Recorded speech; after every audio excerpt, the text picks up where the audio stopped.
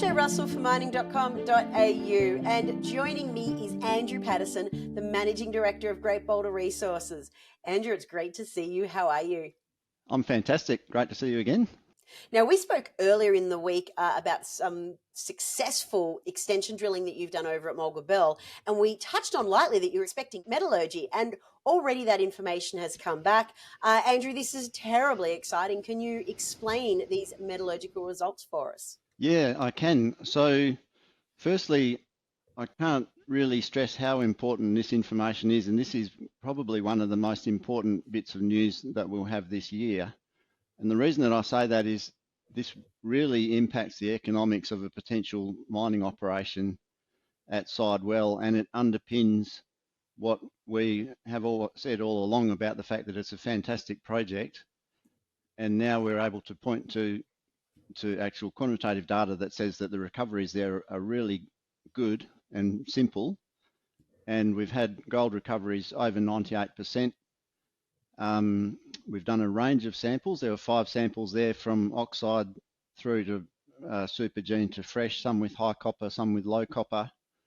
So we really tested basically all outcomes to see whether the copper would impact the recoveries, whether it would impact cyanide consumption, and basically mess up the metallurgy. And I'm really pleased to say that it's all looking spot on, and it's a fantastic outcome.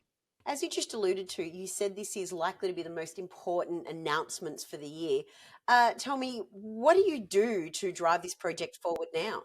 To continue pushing Sidewell towards development, the first thing is just to continue growing the resource. And ultimately, a lot of that growth will be at Mulga Bill because it is the engine room of the whole project. And then start looking at these kind of inputs into a mining scenario. So metallurgy is one. The geotechnical, what kind of angle the pit walls would be is another. Looking at strip ratios and then plugging all that into a cost model and seeing, how big it's going to be.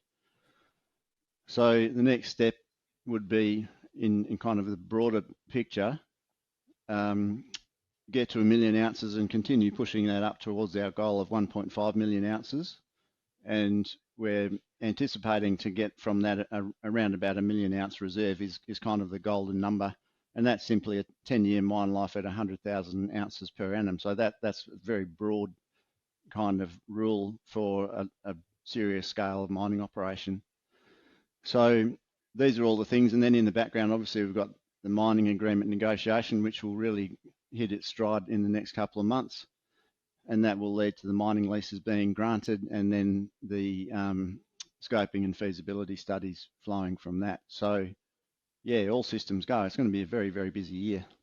It certainly is. It sounds like there's an awful lot of work to do between now and the end of the year, which means I should let you go. Thanks so much for being here today. Thanks very much.